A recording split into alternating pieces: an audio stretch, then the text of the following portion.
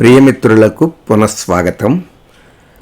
పోలిపెద్ది వెంకటరాయ సుకవి రచించినటువంటి లావణ్య శతకంలో 38వ పద్యం ఒక ప్రత్యేకంగా కనిపిస్తోంది.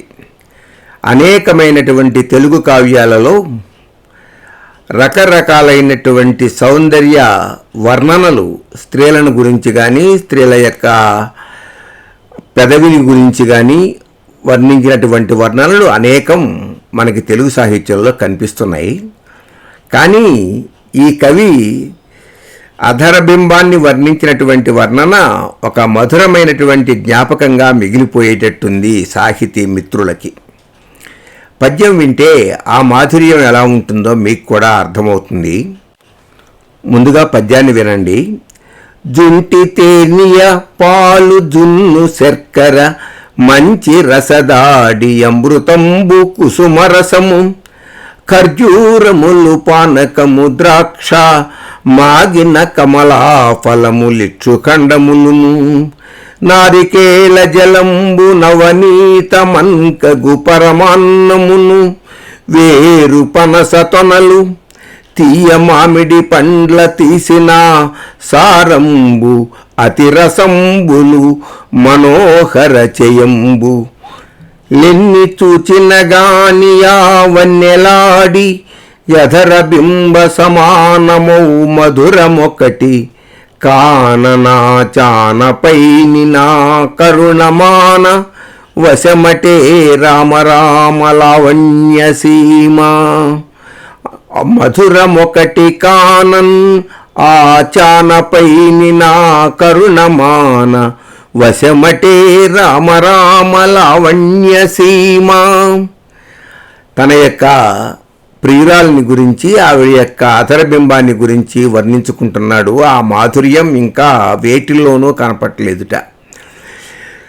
జుంటి తేనియా, పుట్టతేనె అంటాము, పాలు, జున్ను, శర్కర, మంచి రసదాడి దానిమ్మరసము, అమృతంబు అమృతము, కుసుమరసము పూల తేనె, ఖర్జూరములు పానకము ద్రాక్ష మాగిన కమలాఫలంబు ఇచ్చుఖండములును, మాగినటువంటి కమలఫలాలు, ఇచ్చుఖండంబులు చెరుకు ముక్కలు, నారికేళ జలంబు నవనీత మన్కగు పరమాన్నమును, వెన్న వేసినటువంటి, అంటే వెన్నతో ఎక్కువగా వెన్న వేసి కలిపినటువంటి పరమాన్నము, వేరు పనస తొనలు, పనస చెట్టు పనస అని వేరు పనస అని ఉంటుంది, గోదావరి జిల్లా వాళ్ళకి బాగా తెలుసు.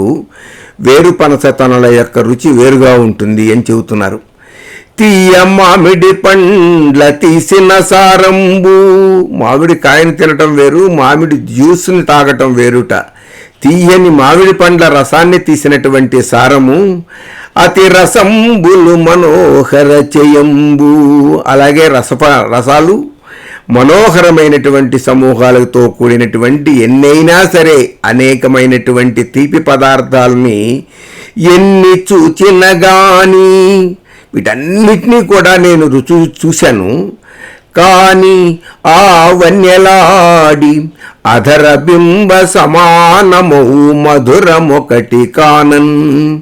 ఇన్ని చెప్తున్నాను, ఇన్ని చూశాను, ఇన్ని రుచులు నాకు తెలుసు, కానీ ఆ వన్యలాడి యొక్క మధురమైనటువంటి ఆ క్రింది పెదవి యొక్క మాధుర్యము వేటిల్లోనూ కూడా నాకు కనపడలేదు.